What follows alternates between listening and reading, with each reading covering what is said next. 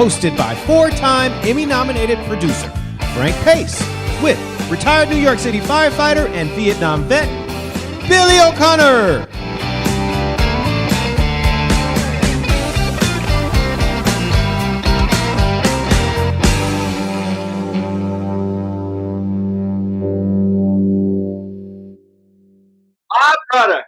My brother Frank and my brother Derek. Now I got to start saying my brothers. So what happened? What's your name again, Billy? What happened, Billy? You took the Vaseline off. You took the Vaseline off the lens cap. So no wonder you're a mook. Yeah, the Vaseline. I'm going to put the Vaseline to better use, Frank. I'm going to try and find a better use for it. I don't know what that could be, but you have to use your imagination. Wow. I think they call it the Greek disease. Wow. I can see and I can hear you. Holy Christ. Yeah, well, I finally got a hard wire. I'm in my stepdaughter's apartment, and she's got hard wire, but I'm getting it next week. So it's going to make all the difference. This way, the millions of people that are following us can have a clearer, shot at me because, Yeah. because I'll take a shot at you. I'll take a shot at you from the grassy knoll. That's the shot I'll take. Look at Derek with that big cigar in his mouth, like a big fucking knocker. All right. I didn't know Derek had an oral fixation. Maybe we should explore that avenue a little closer. Hey, Bill, guess what? Derek called me last week, and he said, Frank, he's all in a huff. Frank, Billy said Jew canoe. Should I cut it out? I said, no, don't cut it out. Well, you know. I'm just trying to save your life. That's all. No, I get it. But I mean, growing up in the Bronx, I swear to God, I thought fucking Jew was one word. I was like 16 before I realized it was two different words. It's just the way it was. You also thought that fucking Dago was one word. You also thought that fucking Nick was one word. Exactly. Guineas, Spicks, Dagos. That's just the way it was. Nobody got excited about it. Who cares? Hey, Derek, how's Billy's level? He sounds a little quiet to me. Yeah. His level okay? No, he's good. He's good to go. Okay.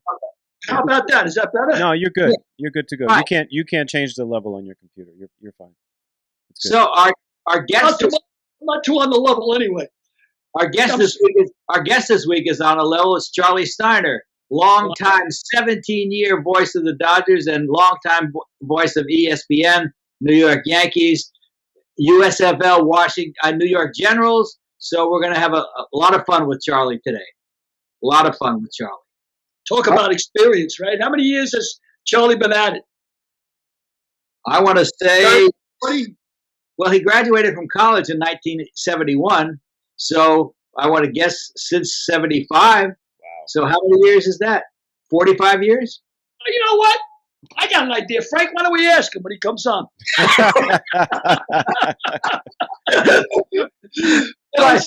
Good idea. I mean, as much as we have done our homework here, in 77, he relocated to WERE in Cleveland, Ohio.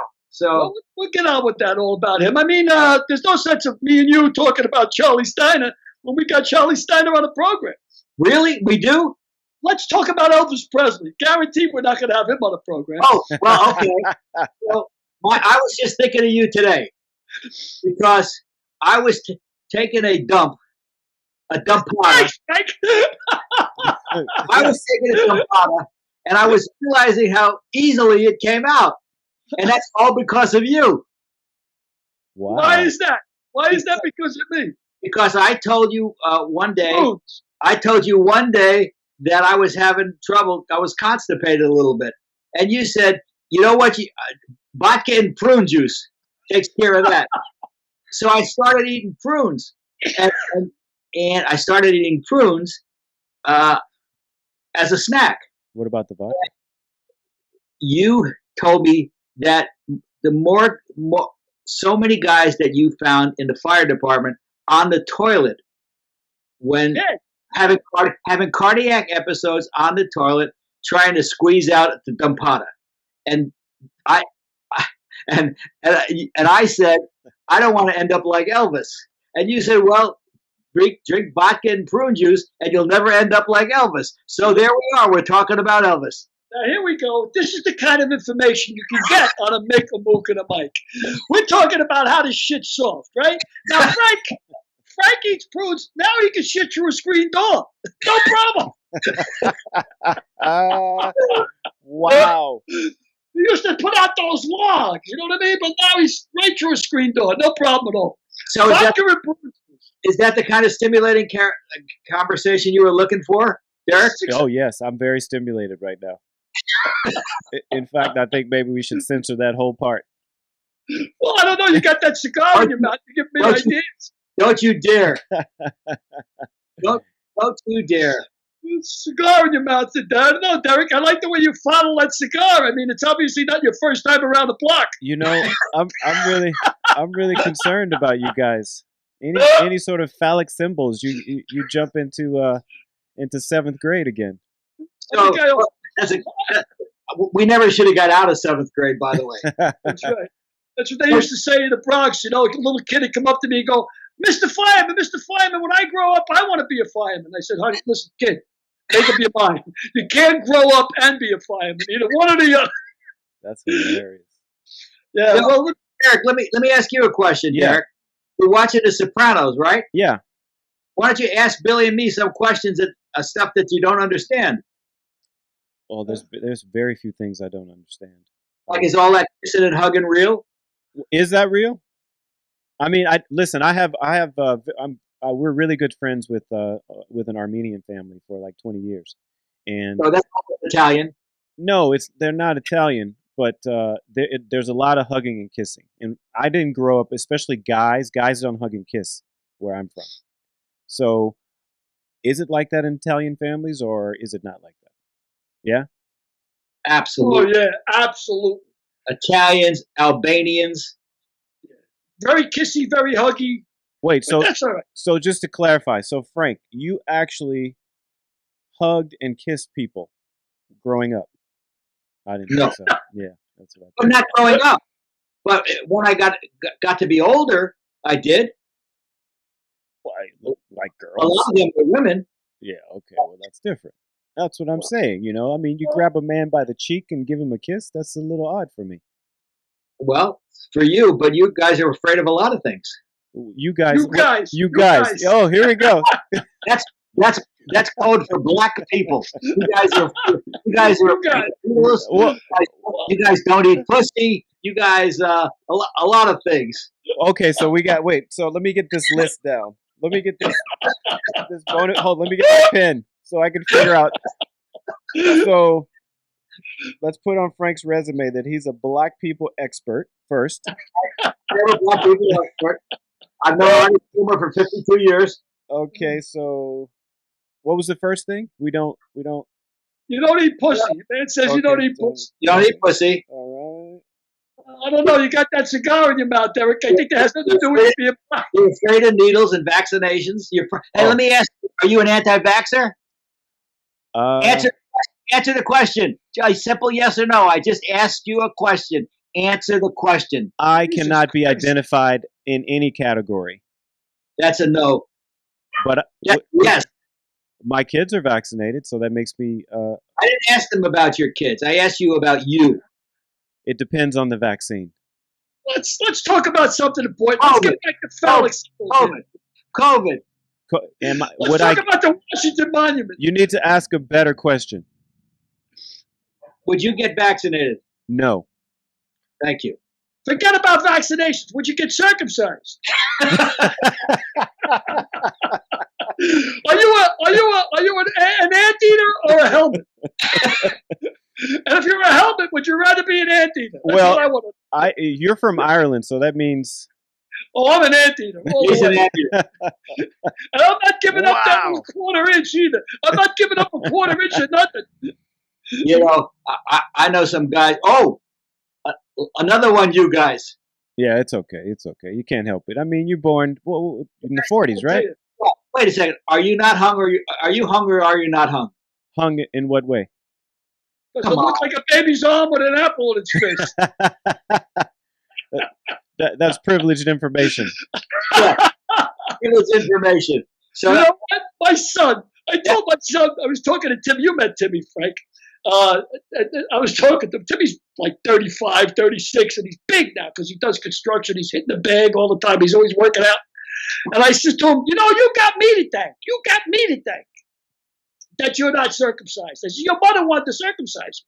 I said, no way that doctor's putting a knife to my kid. He says, Dad, I am circumcised. I said, son of a bitch. She went behind my back. Wow. I think she did him. Mutilated you. Well, you know, when Derek got circumcised, there was so much left over, they made a small purse out of it. Were you there? Were you there, Frank? I could have been. That's why Jewish girls only screw around with Jewish guys because they won't touch nothing unless it's got 10% off. You cut out, Billy. What'd you say? What was the last part? I said because they won't touch anything unless it's got 10% off. See, Frank? You see? Yeah, see? I see. Well, so tell me a joke, Bill. I don't know. Why does a Jewish since we're talking about Jew, why does a Jewish girl wash her asshole every morning? Oh my God. So she can get him dressed and get him out to work. Oh. Well, we're on that topic, you know. Speaking of assholes, did you guys hear about Bezos? He retired? Stepping down. Stepping down. How do you guys feel about that? I tell you, if I had Amazon stock, I think I'd be concerned. I think the guy's I can't stand the guy because he doesn't want to deal with unions. He doesn't want to treat his people right. But the guy's brilliant, obviously. I mean, look what he's done with that company. Right. Yeah. I heard they're shooting for, in the very near future. Matter of fact, my son-in-law builds Amazon warehouses. You know, he's in construction. He manages construction firms that build their warehouses. And he said that they're shooting in 5 years to be able to deliver anything from a tampon to a Maserati to your door within 1 hour. Yeah, that's what they're shooting that makes for. sense. Noble goal. You know what's crazy? You know what's crazy about that is in Beirut, Lebanon. There probably is Amazon now, but they've been doing that for years. In Lebanon, that very thing. They can get anything to their house within an hour. A Maserati? Probably. I mean, there's probably not a lot of people with Maseratis in Beirut, I would imagine. No, they're all Mercedes. Yeah. I always thought the capital of Lebanon wasn't Beirut. I thought it was about $3.90. That makes no sense at all. Yeah, the capital of the country. $3.90. It still makes no sense. What are you talking about? Capital. Never mind. Phew. Eric, do you understand that? You'll probably say yes just to fuck with me. No, capital. He means like a monetary. Yeah, like the old joke used to be, what's the capital of Poland? And you'd say Warsaw, and they say no, about $6. You know, what's the capital of the country? $6. Never mind. I still don't get it. Well, then it's not worth talking about. Let's just skip over. We'll go to somewhere else. So anyway, Bezos is stepping down. So Amazon, I was involved about 10 years ago with this app, right? This guy had invented an app. Okay. And he wanted me to be the spokesman. It was called Protego. Well, naturally, I got involved. The guy was like out over his head. But we ended up going to Vegas for this app convention, or for convention of electronics or whatever. And he ended up winning third prize, right, for the newest app. One of the apps actually was, that translating app now you can be in Spain, take down an app, you can communicate. Yeah. Well, that was the one that won the convention. We came in third. Wow. But the guy who was on stage talking to all these entrepreneurs, and of course I was just a spokesman for this guy. I really didn't know anything about the electronic end of it, obviously. And he was the youngest CEO in American history, American corporate. He was the corporation. He was the head of Pepsi CEO. He was the Pepsi CEO when they started the Pepsi generation. Okay. That was the ad. Remember when they weren't going to sell the product, they were going to sell the people that they sell the product to, right? You're part of the Pepsi operation, which was a brilliant marketing strategy. And he's on stage. Now, I got $18,000 hooked up with this guy, right, that I don't have. Right? I'm banging out credit cards, to help this guy out, right? Normal Billy O'Connor bullshit. Needless to say, the app goes south, right? Now, this is Who knew? close to 20 years ago. I still remember the guy from the stage says, they asked him, hey, if I told you his name, you'd remember, you'd recognize it, but I can't think of his name. They said, what do you think is a good stock tip? He says, Bezos is a smart guy. If I was you guys, I'd invest in Amazon. If I would have took that 18,000 and put it into Amazon, I'd be like multi-millionaire today. But of course, 18 grand, 20 years, you'd probably be a billionaire. In Amazon? Oh, yeah. Forget it. Of course, I went with the app. And if you know what grandma had, she'd be grandpa. Yeah, exactly. Exactly. If your aunt had balls, she'd be your uncle. Yeah, if. Yeah. So I made that turn. I made the wrong turn again, Frank. Hard to believe. You did make the wrong turn again. So do you want to try to bring on Charley? Yeah. Derek? Yeah, we can bring Charley up. Okay. Man, this is going to be a lot of fun. He's got a laugh almost as bad as mine. But it works for him. It does work for him. And yours works for you. What kind of mug is that? What kind of mug is that? I'm at a kid's house. So it's just a, what does it say? It says Works coffee. Department of Cocksuckers. Hold it up again. Oh, Department of Cocksuckers. I'm glad we got Charley on today because there goes our woman audience. Oh no, it's I'm cutting that. I'm cutting. Our audience left longer ago. I was going to say, you think when Christ was a clubber, we lost it a long time ago. Well, we're ahead of schedule, so yeah, probably his cleaning lady's probably still cleaning. But you can cut all of this out if you want, or else you can leave it because it's charming banter between the three of us. Charming banter. Charming banter. I can't believe I can see you, Bill. I know. It's really? So different. It was that bad? It was that bad previously? Really? Vaseline? Yeah. Really looked like that? It was ridiculous. You look like you're gaining a little weight. Is that, me? Yeah. Is that you being snowbound underneath 2 feet of snow, 2.5 feet of snow? It's like 65 down here today.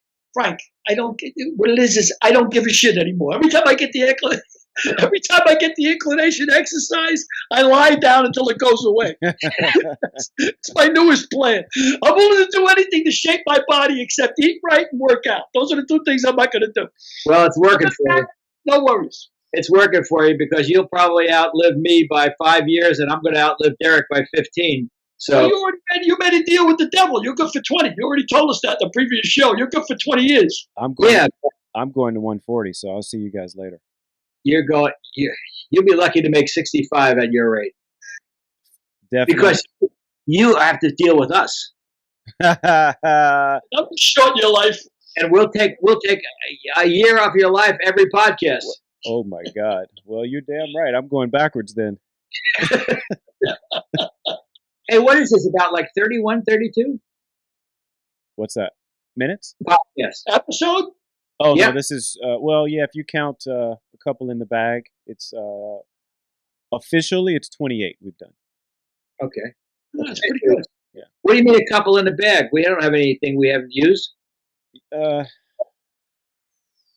got the radio. Did you ever get that? No. Well, so we don't have that. Yeah. Well, so officially it's 28. Okay. Yeah. Good. That's good. Well, so Charley, you're going to get Charley on the phone, or Derek's going to try and get him on the phone? I'm going to get him on the phone. Okay. All right, guys. We got Charley in. Yeah. There's his first dash down of the game. There's a fly ball deep to left. It's on its way. There it goes. And the Yankees are going to the World Series. Aaron Boone has hit a home run. The Yankees go to the World Series for the 39th time in their remarkable history. Aaron Boone down the left field line. Yankees win. The Yankees win. So, Charlie, how about that? This is my partner, Billy O'Connor, down here, and there's Derek Harris in the lower left-hand corner. There he is. How are you, my friend? I'm good. How you doing? But you know that moment never gets old. Why don't you tell me a little about what leading up to that? Well, in 2003 and then again in 2004, the Yankees and the Red Sox were the dominant rivalry in the game.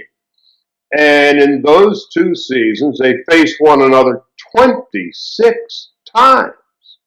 And in 2003, they had played, to that point, a dead even season. And it was dead even in the bottom half of the 11th inning of the 7th game of the ALCS. One run, one moment would completely define that season, redefine that rivalry. And so they're tied, and John Sterling and I shared the booth. The way it worked was from the 9th inning on, he would go until the 9th inning. We would go back and forth on innings 1 through 9. And then he would do the 10th, I would do the 11th, and if there was a 12th, he would do the 12th, and so on. It just so happened that this all happened on the first pitch in the bottom half of the 11th inning. John had just come back from a commercial break to set up the moment. The caveat in all of that was that in the postseason, local stations and networks add an additional 30 seconds of commercial time. WCBS, the affiliate that was the Yankee home station, naturally would throw in 45 seconds into that additional 30-second spot. So now we're still in commercial. Boone is making his way out of the on-deck circle to home plate. And I have this suspicion we're going to have a modern-day Heidi Bowl here. So John comes out of the commercial break and quickly sets it up. And I have no time to think or anything. So pitch, crack of the bat, bang. And it was, talk about a standing start. It was one of those moments. And when it happened, you know, you don't have time to think. There's nothing to prepare for that moment other than, you know, let's hope we don't fuck it up too bad. And somebody asked me about it the other day. And it's remarkable that the call has legs and it will live long beyond me. It'll live forever. Yeah, I guess. So, you know, the whole thing, you know, I guess what made it, and yesterday, in fact, did an interview about it. Aaron, boom! It just came out that way. It obviously wasn't prefab. And, you know, whenever I see Aaron now, all these years later, instead of saying hi, I will always say, Aaron, boom! And the PS to all of that, later that night, again, this was the 26th game between these two rivals that was decided by one pitch and one swing of the bat. We would go to a place on the Upper East Side called Dorian's, a bistro. Oh, I got a Dorian story for you. Oh, doesn't everybody? So anyway, they keep the place open for the Yankees. And so we all kind of stumble in midnight-ish or whatever it was. As I'm driving from Yankee Stadium to Dorian's, it's the first time I actually get to hear the call on the radio. And I'm thinking, yeah, I didn't screw it up too bad. The call's pretty good. So we get to Dorian's, and it's maybe 4, 5, 6 o'clock in the morning by now. Several shots of tequila in. Boone and I are off in the corner, and I said, "You realize this one thing here? What's that? You are stuck with me for the rest of your life and beyond." And it was just one of those moments where I was exceptionally fortunate that it all just happened. Yeah, that's a great story. One of those moments with about 20 years of preparation, or 25 years of preparation, that it just happened to spill out of your mouth melodically like Billy Joel. It sounds like Billy Joel is announcing the game. Aaron Boone! Aaron Boone! He's another Long Island guy, so that explains. That's right. That's it. But again, it was just one of those moments, and again, I'm thinking in the back of my mind as Boone is trotting around the bases, and to that point, the call wasn't over yet. I kind of clenched my fist underneath the desk, saying, "Yeah, I didn't screw it up." Yeah. And then it finished up pretty good, and Aaron Boone. It did indeed. Do So- guys, I'm sorry. ahead. Go ahead. Go ahead, Billy. Do guys in the booth, I mean, obviously, as a layman, I would think you guys want a close game. It makes it easier for you to keep it, keep the banter interesting if it's a tight game. But when you go into overtime, you're working, you're in extra innings, now you're working overtime. Do you prefer a game like that? You'd rather go with the extra innings? You'd rather keep it going? Or? Oh, you want the drama? I mean, that's why we do what we do. That's why players play, and fans are fans, and writers are writers, and broadcasters are broadcasters. If you have that moment, you just hope you don't fuck it up. It's really as simple as that.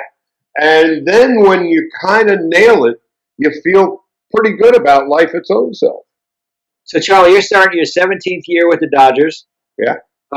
When did you decide that you wanted to become a radio broadcaster?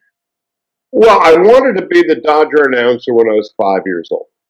And where were you growing up? In Brooklyn? I grew up on Long Island as a Brooklyn Dodger fan.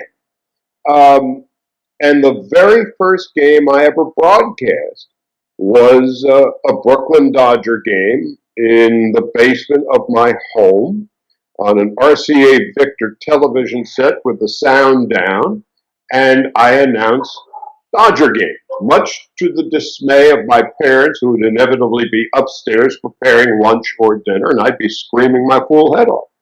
So the very first game I ever announced was a Brooklyn Dodger game in my basement, and the most recent game I announced was the Los Angeles Dodgers winning the World Series in my living room. Wow. So I've been very fortunate. So I knew when I was 5 years old, first time I heard Vin's voice on the radio, at a big brown Zenith radio in my mom's kitchen that I used to listen to like the RCA Victor dog with my ear close to the radio. And I knew then I wanted to be the Dodgers announcer.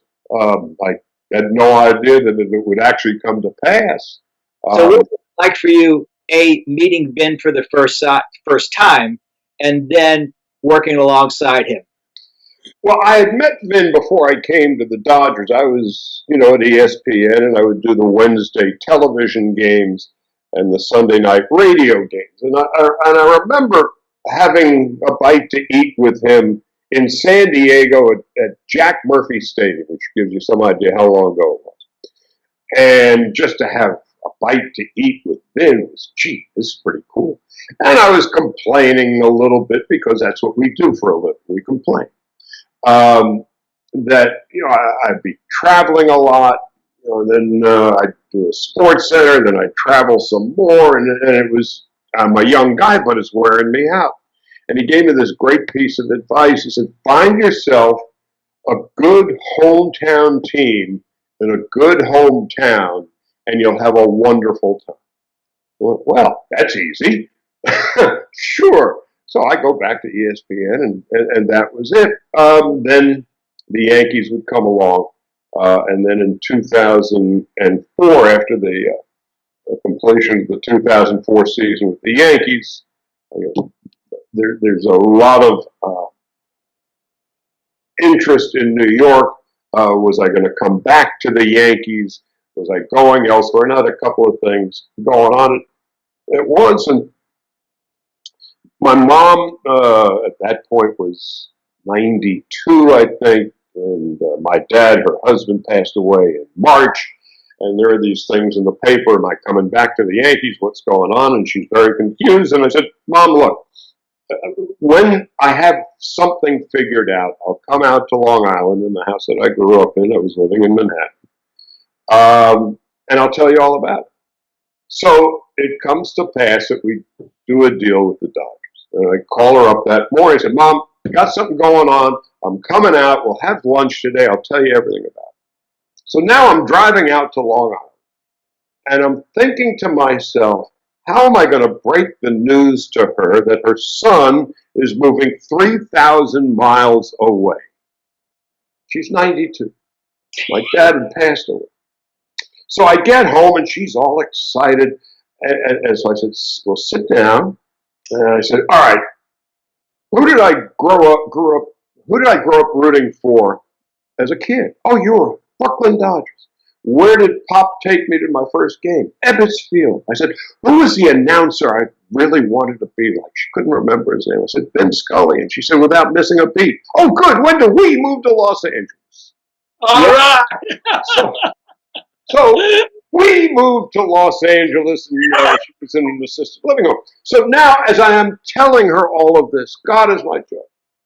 She's sitting in that little itty-bitty living room, and I'm telling her the story, and my cell phone rings. And I notice it's a 323 area code, and I pick it up. Hello? Charlie? It's Vin. And I said, Mom, I got to take this.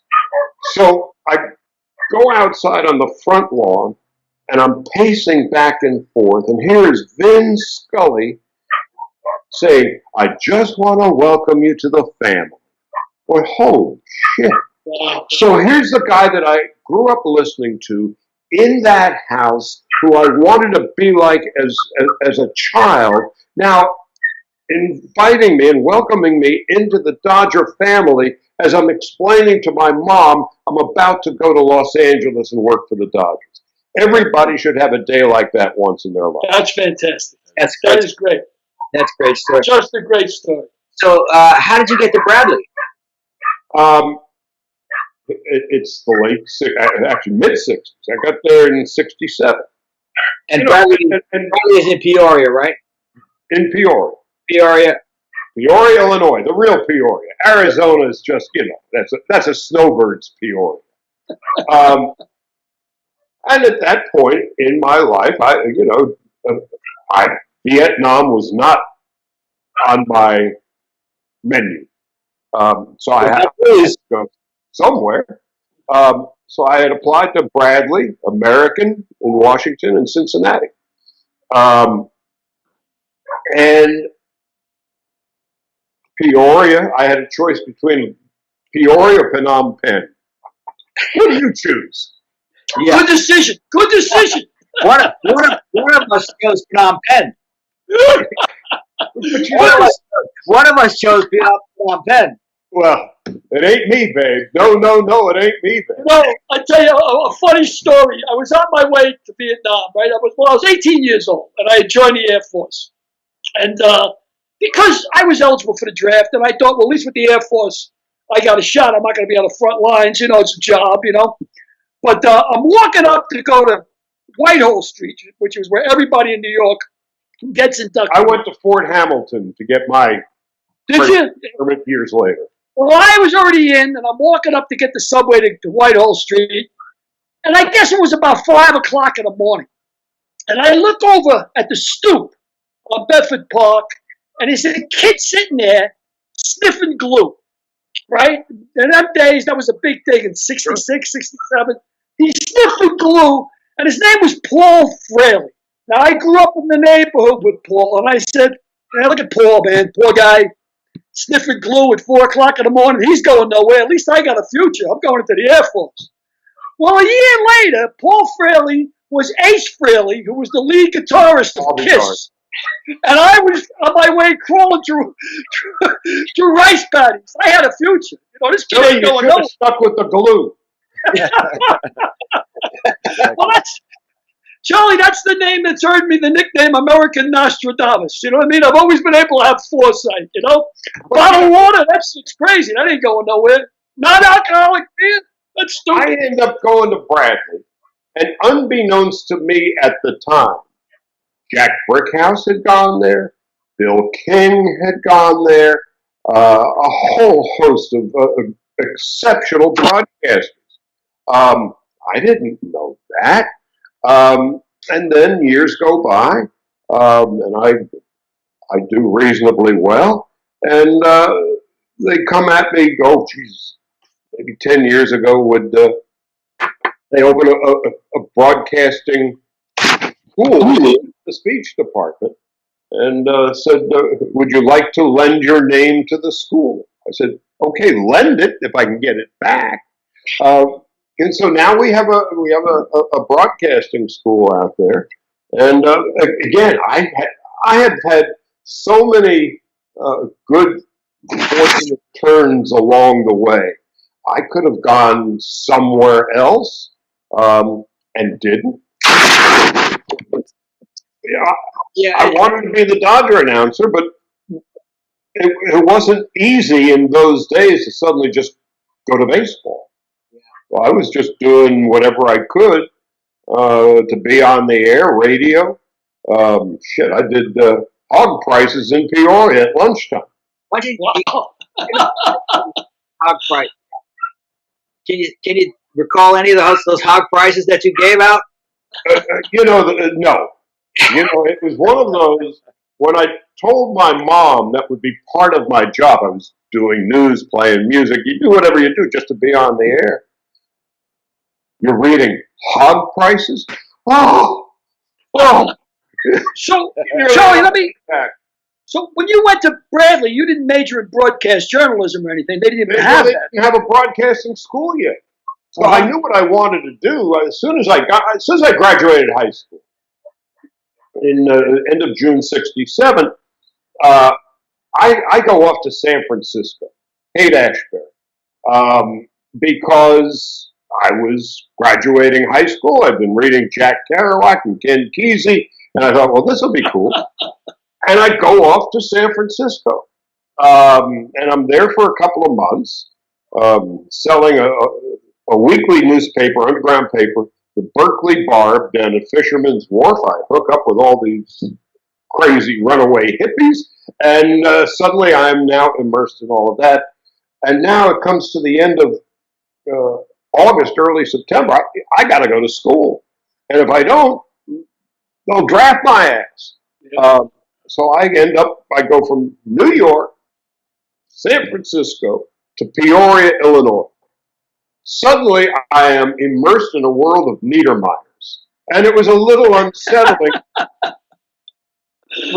for this Jewish hippie from Long Island. But again, it all just kind of worked out. And I showed up at the college radio station my first day there with a stack of records that I had brought from San Francisco that clearly nobody had ever heard in Peoria or a few other places. And I just got on the radio and stayed there. So no, I didn't major in it. I created a major of journalism, poli-sci, and speech. So I always knew what I wanted to do. I just tried to figure out how to get there. So you started off as a DJ, essentially. I mean, that's what you started. I started off doing anything I could. I did the Bradley basketball games on the college station. I played music. I did hourly newscasts and a 5-minute hog report at noon.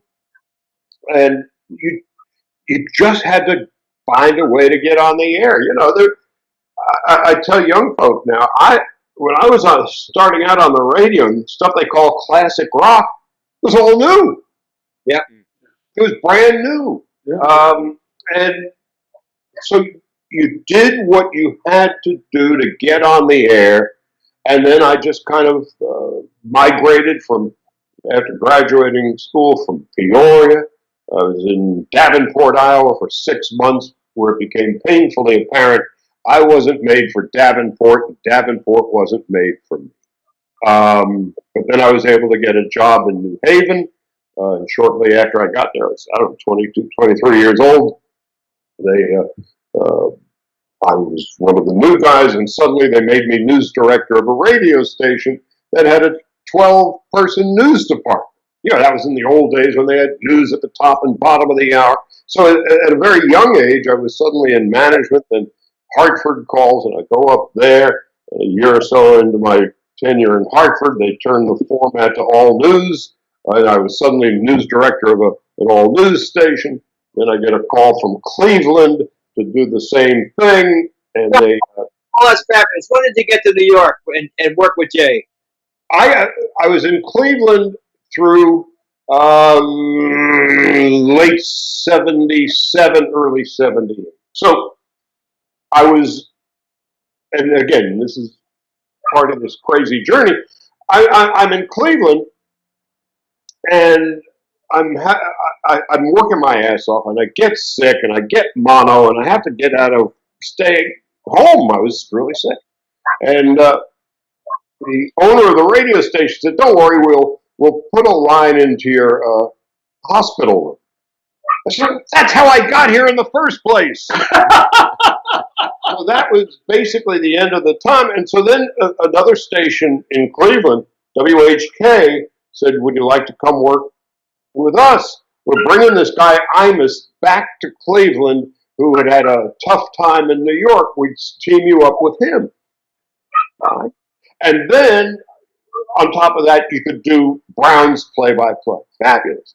Then I had a non-compete clause, and so that didn't work out. Suddenly now I am offered this job at 99X in New York, WXLO, with this disc jockey by the name of Jay Thomas. Jay I had heard of. He had heard of me. And that was about it. So I get hired, and then I show up, and we start doing a radio show for 3 years, and then became very, very close friends. He was a hell of a guy, boy. Oh, again, as we get a little bit older, we look back on the friends that we've lost along the way, and Jay's passing a few years ago still leaves a mark. And again, when we were together in 78, 79, 80, up until the time we got the Mork and Mindy thing, we had a wonderful circle of friends. You were there, Frank. Armin Katayan, me, Jay, Tony Kunza, whose name most folks don't know, but he owned and operated the Blimpies Hero Subway shops. Well, not Subway, but subs. Yeah. And so there was this interesting, smart collection of people who all went on and did exceptionally well. We didn't know it at the time. Charlie and I met, I think, in '82 when we went to the Super Bowl together, and we stayed at Jay's house. That's exactly right. And Jay was trying to sell Super Bowl tickets in the lobby. Yeah, we had a bunch of tickets, and he and I sold.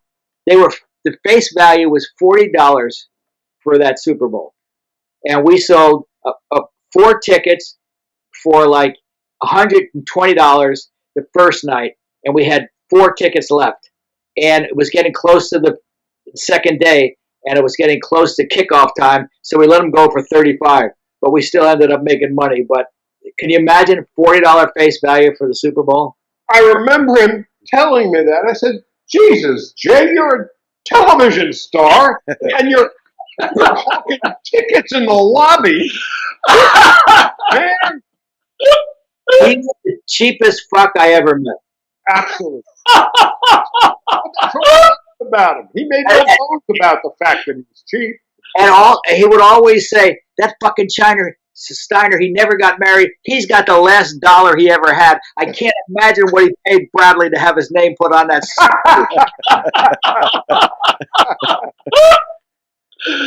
It's funny when you talk about Jay in the chapter you write about him in the Lips, and you talk about him saying that to get into show business and to win, you got to make room for yourself. And Charley's Said he'll do whatever it took to get on to do what he had to do to get on the air, whatever it took. Because, again, in those days, there was no cable. There was no internet. You know, and FM, and when I was first starting, were basically 3 or 4 stations that played classical music. Not classic rock, classical music. So there were very few jobs. You just had to find a way to get on the air. You know, again, I always wanted to be the Dodger announcer. Admittedly, it was a more circuitous route than most, but that was the only way I knew. You know, I was suddenly on this road and on this path and see, you know, where it would eventually take me. And it took me. 1983, it took you to the USFL New Jersey Generals. Yeah. You were owned by quite a colorful character. Why don't you tell us about that? Well, actually, I was there longer than he was. And what was his name? I keep forgetting. Donald John Trump. I was working, again, just being lucky. After Jay took off to be a television star,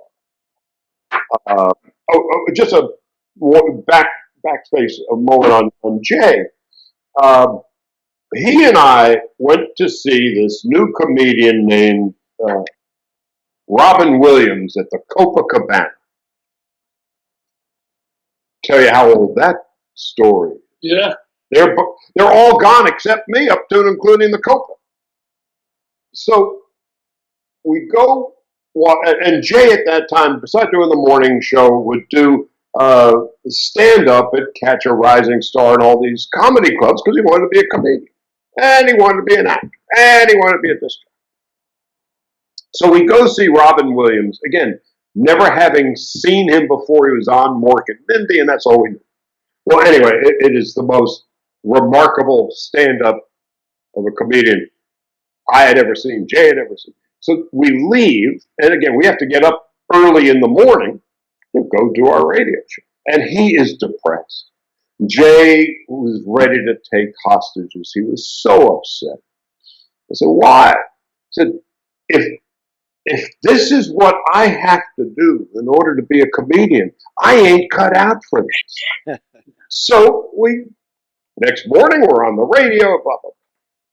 2 weeks later, maybe 3 times, Jay gets a call from his agent, Don Buchwald, and said, they would like you to come out and audition for Mork and Mindy. And, you know, how could that be possible? Well, he goes out, he auditions, and he's on Mork and Mindy, and 3 weeks earlier, he was on the verge of getting out of the business because he couldn't compete with Robin Williams. 3 weeks later, he's working with him. And I'll give you an addendum to that, talking about hustling. He got that audition because he would go to agents' doors, and he would go to casting directors' doors, he would slip his picture under the door, because they knew they wouldn't open it to see him, but he would slip his picture and resume under the door, and that's how he got the call. That's how Buchwald got the call for him to go to Los Angeles. Yeah, I mean, so Jay, Perseverance. his career, obviously we took different paths, but the one thing we did have in common, I really hadn't thought about it until you bring that up, Frank, was we worked our asses off to get lucky. Yeah. And so whether it was Jacksonville or Charlotte or wherever the hell he was before, and me, Peoria, Davenport, New Haven, Park, Cleveland, all that. So we were lucky, and it was that Branch Ricky's line that luck is the residue of design. Mm-hmm. So he got lucky, and he was good, and you know, he was terrific on the air, and he was terrific in front of the camera. And you know more about that than I do. Yes, and I said it in the If These Lips Could Talk, available on Amazon. I got mine. You don't have to sell me. You have anybody who's successful that doesn't attribute their success in part to a bit of luck is a fucking liar. Oh, absolutely. No, I have been lucky almost every step of the way. So I end up, after Jay goes off to LA, RKO, which owned 99X and WOR, had a radio network, which they had just established. And there I was the sports guy at WOR, and they said, would you like to be sports director of this brand new network? Sure, why not? And so I'm doing that, and now WOR, Don Cricky, who had been there for years, gets an offer to go to WNBC to work with Don Imus, who I had almost worked with years earlier. So, okay, so now I go to WOR. While I'm at WOR, the USFL is born. And when it first came into being, it was a big deal. And WOR purchased the rights to broadcast the Generals game. Would I be interested? Nah, of course. So now I'm doing the Generals, owned by an Oklahoma oil man named J. Walter Duncan, who after 1 year sold the team to the boy builder, who was a Donald when I knew him, not the Donald, and then he would purchase the Generals. And that was the first year. Herschel Walker was there. So I was, I think, maybe the only person who saw every single Generals game from beginning to end. So now, I'd known Trump a little bit in passing in New York. He buys the team, and I'm not exaggerating when I tell you I saw most of this coming in 1984, his first year as the owner of the team. And over the course of the years, he would remind everybody that he had made my career. And most of what, Charlie? Can you expand on that? Most of what coming? Yeah, I was going to ask the same question. What he was like, you know, the abject condescension, racism. He was a bad dude. He was the owner of the team, but okay, you know, you don't think that 30 years later he's going to be the president. So it was no surprise to me. I mean, obviously it's surprising that he became this crazy, maniacal, whatever he is. You know, I just thought he was not a particularly nice fellow. Did I think he was, batshit crazy? No. But was he all there? No. So years go by, and Trump, whenever I came up in conversation, would always say that he made my career. Well, the last time we saw one another was the January or February of, I guess, 2015, where it was still a few months before he would announce whether or not he was going to run. He was kicking the tires pretty good. And I walk into a restaurant in West Hollywood, Frank, Craig's. And I'm with the late Larry King. Geez, they're all the late now. And another fellow, Kurt Rappaport. And at the dinner, at that particular table, and Craig's was one of my haunts back when we actually had restaurants and people could go out and see one another. I walk in, and Trump is having dinner there with a couple other fellows. And he sees Larry, he stands up, says hello, stands up, he says hello to me. And as he is standing up, Trump puts his arm around me as he's introducing the other two people at the table who I already knew. And Trump says, without missing a beat, I made his career. And I looked up at him, it's a tall fellow. I made his career. And I looked up at him and said, you didn't have a fucking thing to do with my career. And then he pats me on the back in the most condescending way possible and said, and you never thanked me. And I looked at him again. Oh, fucking reason in the world to thank you. And I walk away, and as I walk away, I turn around, look at him, oh, fuck yourself. And that was the last time I had any conversation with the now former president. Wow. Wow. So you shifted then to ESPN, and we got a little highlight of yours from ESPN. So I'm going to tee it up for Derek.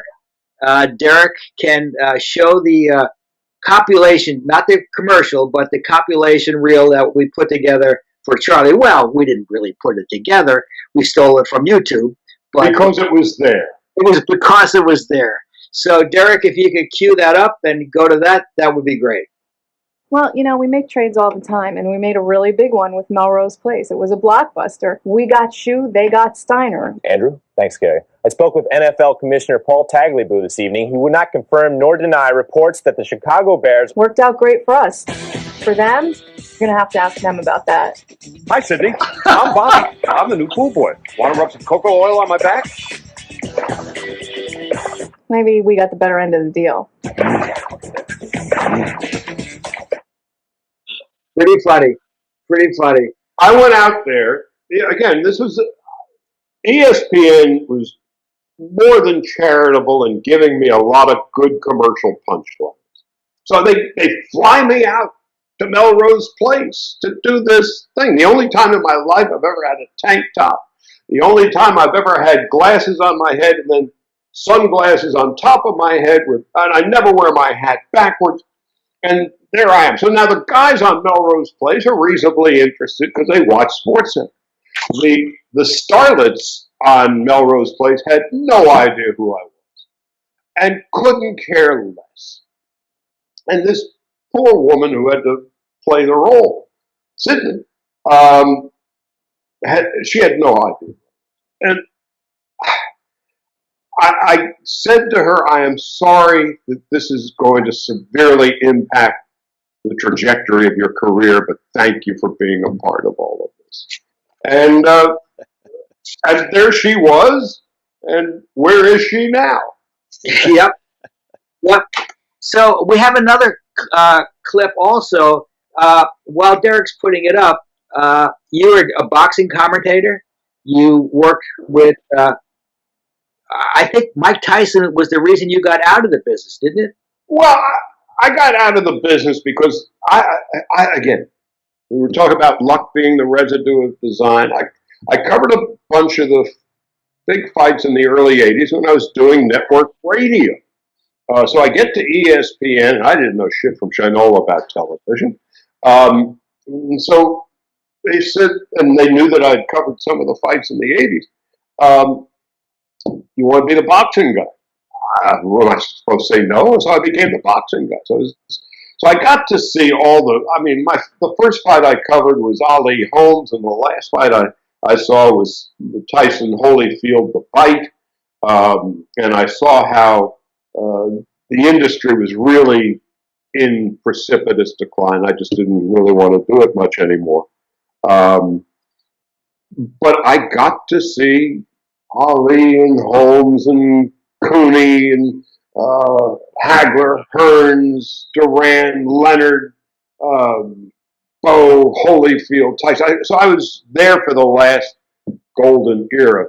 But the last fight I did was the Tyson Holyfield fight. And I looked into the camera that night as we were wrapping up. And it said Evander Holyfield and a portion of his right ear were rushed to the hospital tonight in separate cars. Which was true. So I saw boxing at its apex, and it's just not what it once was. So, Derek, can you roll that clip, please? Yeah. As part of the prenuptial agreement, Tony gets to keep the pickup truck.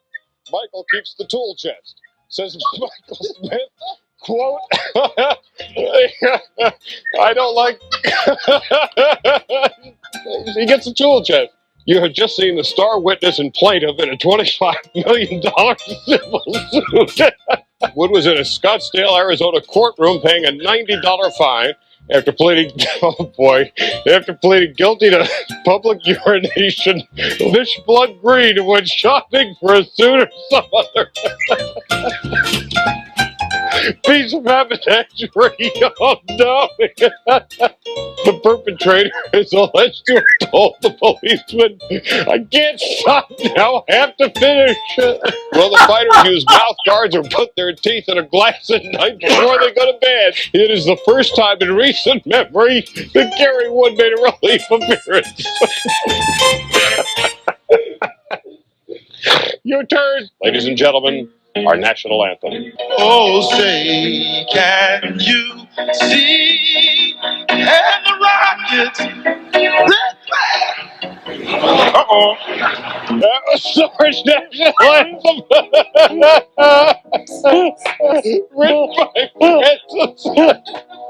Written by Francis Scott Off-Key. Oh, that's classic. And for that, you were voted into the Radio Hall of Fame. You show it was on television. They want that part of me. Radio Hall of Fame you can have. That's funny. That's quite a highlight reel. That's quite a highlight reel. And the laugh just makes it all the way through, man. It's just infectious. You know, the Carl Lewis thing, which will live. Carl and I, at the 100th anniversary of ESPN, will both be phosphorus, but we'll be one another's date. I'm stuck to Carl Lewis the way I'm stuck to Aaron Boone. And it was the first time I'd ever lost my composure like that on television. And when I was done, I had no idea whether or not I had a job waiting for me. Little did I know that it was 1992. So what was that, 30 years? It's 30 years ago. And Wow. people still remember Carl Lewis.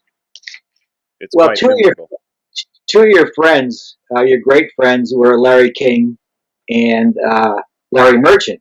Yeah. Why don't you tell us a little about them? Larry, Which one? which Larry? Wow. I first met Larry King when I was working at WOR. It was the #1 station in New York from like the 1920s into the 80s. It was, an old line family radio station. And Larry King was just starting his mutual network radio overnight show. And we were his top affiliate, and so he would fly up or train up from Washington fairly often just to see, to take care of his big affiliate. And so we met, and we kind of hit it off, and we didn't stay close until I came out here in 2004, and big baseball fan, big Dodger fan, all of that, big radio guy. And so we just immediately struck a terrific friendship. We would have dinner once every week or 10 days with another fella, Kurt Rappaport. The three of us would have dinner almost every week. And then on Saturdays, we'd go to Nate and Al's and have a nosh.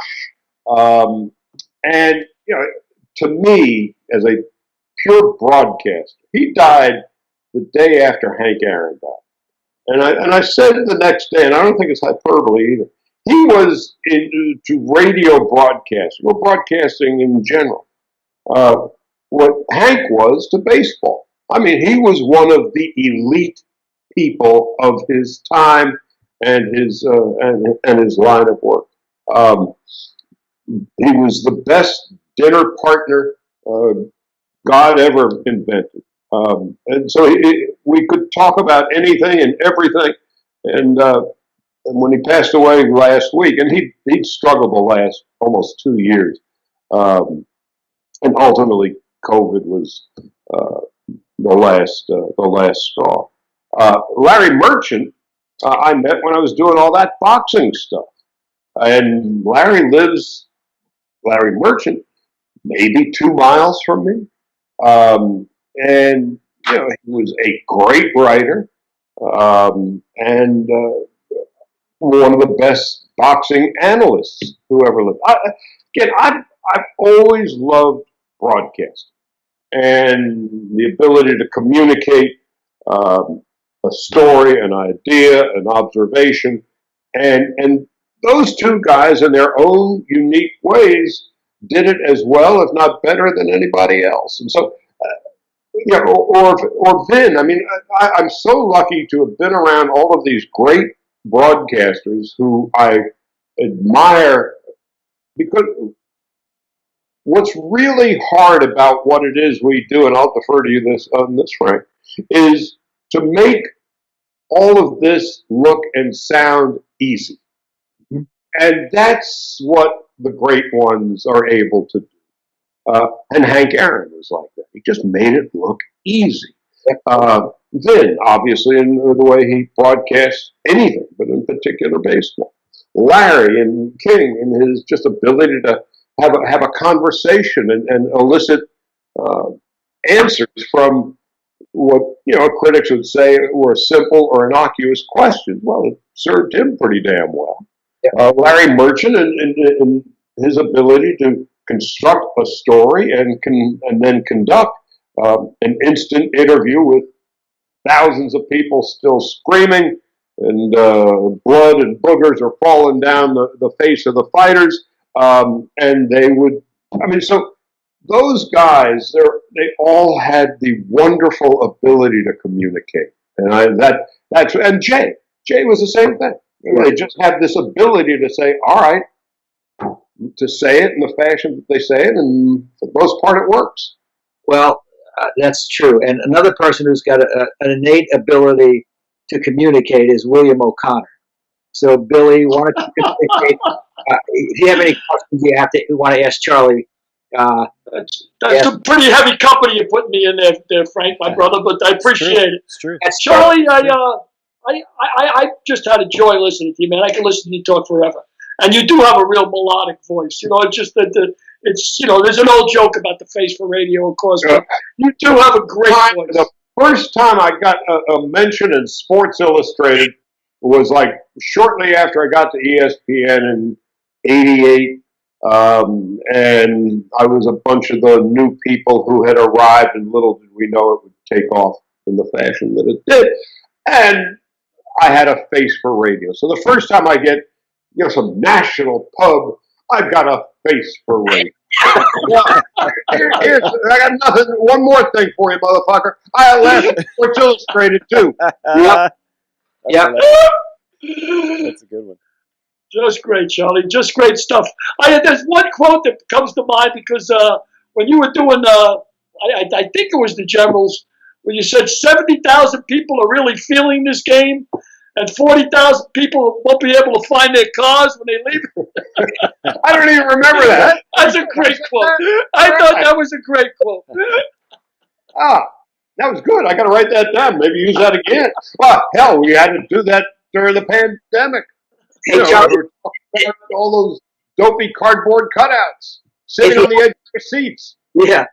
If you had to interview anybody that you never got a chance to interview, or that was not alive, anybody in history that you could interview, who would you interview? And what question would you ask them?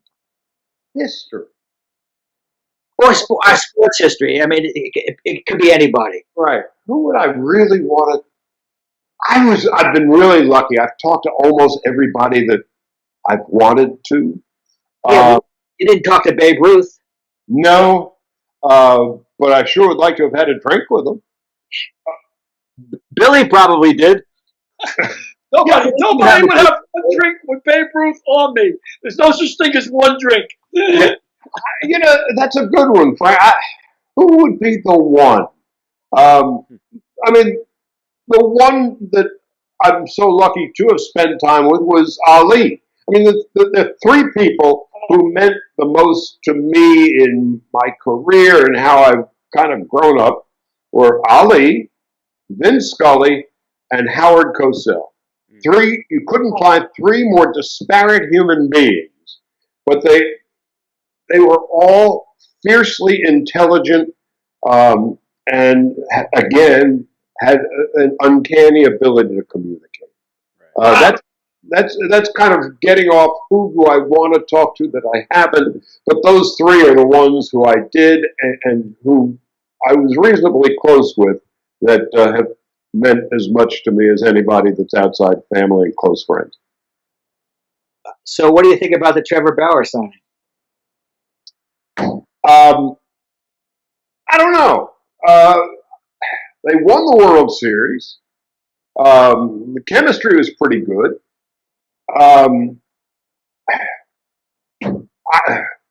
What's $40 million? I mean, I don't know anymore. I mean, is he a valuable addition? Yes. Chemistry is such a fleeting ingredient in the difference between a winning organization and a losing one.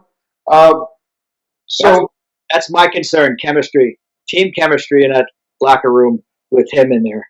That's a big deal. That's a big deal. Talk about chemistry. You know where Yasiel Puig's working these days? He's not. Nowhere. Wow. Nowhere. I was going to ask that question. So, I mean, so those things, when you construct a team, again, that's not my job. I just sit up there in the euchre seats and shoot my mouth off. But it's one of those things after all these years that I've been doing it. You know, you don't put nitroglycerin into a Cuisinart. Right. Yep. Well, I got a couple questions. Charlie, what was the hardest moment in your career that you can recall? The first night back from 9/11. It was Monday, September the 17th, and I was in Bristol, and the first game back was the Phillies and the Braves in Philly. And none of us knew how to feel about going back to play. And I had a decision. I was either going to drive down to Philly from Connecticut or take the train from New Haven to Philadelphia. I took the train. And going through the tunnel, heading south, off to the left, there was the towers had been, and smoke was still coming up. And a couple hours later, I'd be in Philly. And I get to the ballpark about 2 in the afternoon, and nobody knew quite what to think or feel or how to react.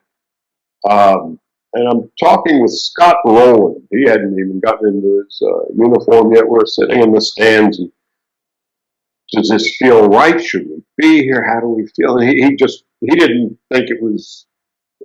Nobody felt good about it. So now it's an hour and a half before the game, and the broadcasters from the various teams will sit, in that case, in the press room and have a bite to eat. And it was me, Harry Callis, and Skip Carey. Jeez, everybody we're talking about, Frank, is dead. And so we're talking, and again, none of us had been through anything like this before. And so I raised the question, or Skip did. So what do we do? What do we say? And Callis, the way Harry talked, you just tell them what you see, fellas.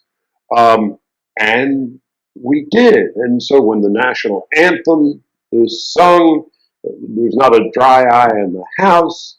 The players didn't know what to. So now it's the 4th inning, and we were all on automatic pilot. Chipper Jones is announced. He comes to home plate, and the PA announcer, Chipper Jones, and the fans started to boo his ass off. And I said on the air, maybe this is the first step back. Yeah. So that day was particularly hard. Well, let me ask Billy. Billy, you notice he's wearing a fire department jacket because Billy was a New York City fireman for 20 years, and he was the first responder at 9/11. He was one of the first responders at 9/11. Billy, how did you feel when baseball returned? Was it a good thing for you? For me personally, yeah, I think it was a good thing. They had a big debate about that in New York, whether or not the Yankees should play. I remember that was a big deal. I think generally, and I can't speak for all the brothers, for all of them, but I think we all needed that diversion, because 9/11 was, like I was in Vietnam, but 9/11 was absolutely horrific. I mean, I'm sure 90% of the guys that made it were walking around with post-traumatic stress disorder and don't even know it. I mean, it was bad. So yeah, I think we wanted the diversion. So I know one person's walking around with post-traumatic stress disorder. Is Rudy Giuliani. Yeah. Well, what happened to him? But a tip of the hat to you for going on, because that was your job, and you guys did. Again, in the ensuing 10 days, after doing that game in Philly, I did the first game back at Shea Stadium, where Piazza hit that home run. And Liza Minnelli was singing New York, New York with the firemen and high kicking, and we're all wondering, is this appropriate? We didn't know, but it was an absolutely wonderful moment. And then the following Monday or Tuesday, the Yankees' first game back at Yankee Stadium, and I was there for that. And the thing that I will never forget as long as I live. So you had all the policemen and firemen in their dress uniforms and the white gloves and all of it. And Lee Mazzilli, who's then with the Yankees, and he was he still playing or was he a coach? Doesn't matter. Anyway, I'm looking into the Yankee dugout, and here are all these policemen and firemen still in shock. And there's Maz holding up a fireman who had the hat on and all, just hugging him and keeping him upright. And there was a ball player who was a first responder for a first responder.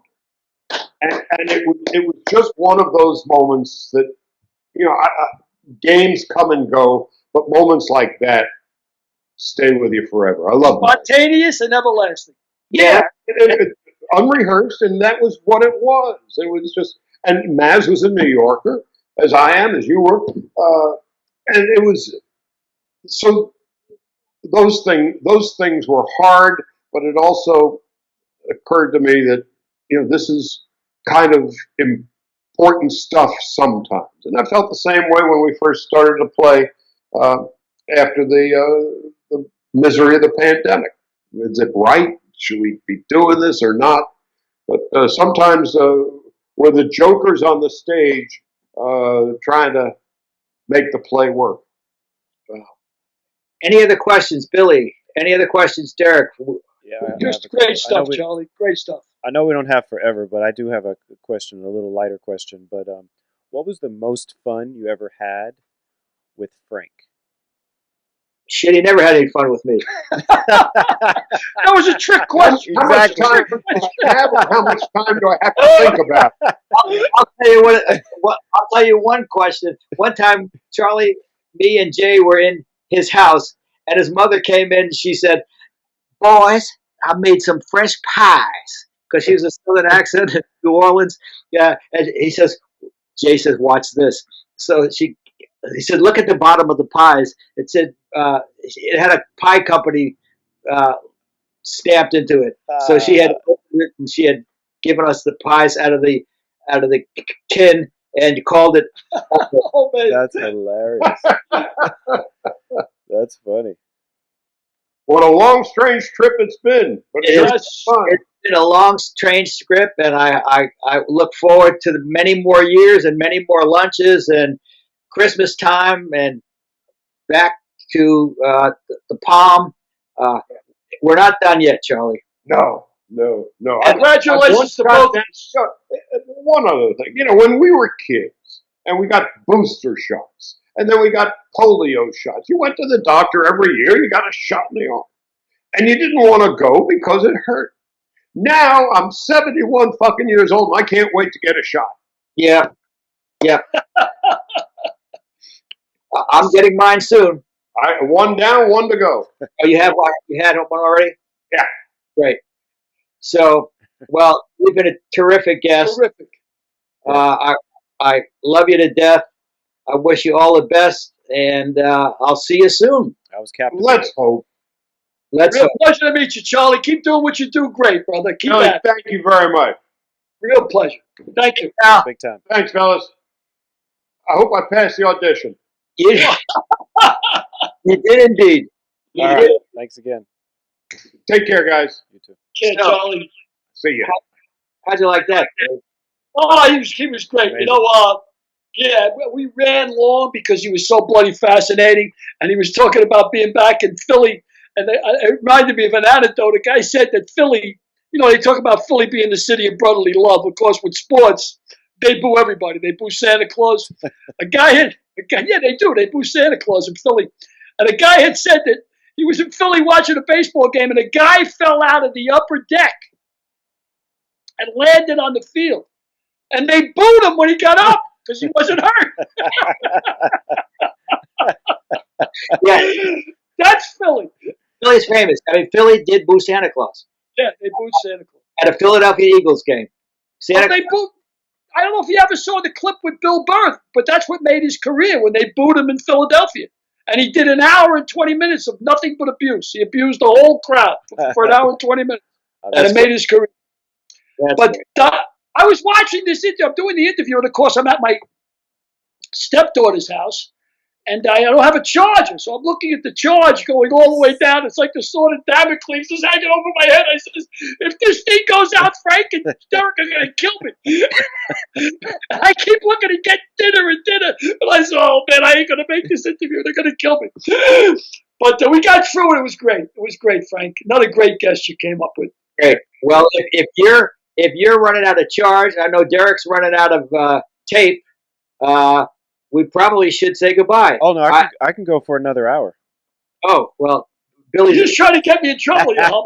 Billy can't. Next week we have another fabulous guest, and it's Patrick Cassidy, son of Shirley Jones of the Music Man fame, and son of Jack Cassidy, and a good old boy of a son of the Irish song. So you guys will have some fun with that. He's also David Cassidy, Sean Cassidy, and Ryan Cassidy's brother. He's really from Hollywood royalty. And I worked with him on a show called Bay City Blues, believe it or not, in 1983. So we got a lot of ground to cover as well. So do your homework, Billy. Do your research, and we'll have another great show. You'll be an easy guy to research, man. I was watching his old man do character parts, and of course, many times on Merely Ty and Moore show, and Columbo, and everything else. And Yep. of course, Oh, he ran out of battery. He ran out of battery. He ran out of battery. Oh, that's terrible. That's fabulous. That's fabulous. That's terrific. Good job, Billy. Bye-bye. Bye-bye, everybody. Bye, everybody. Oh, Billy.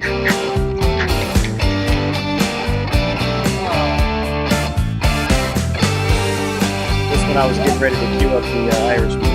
That's true. Oh, he's rejoined.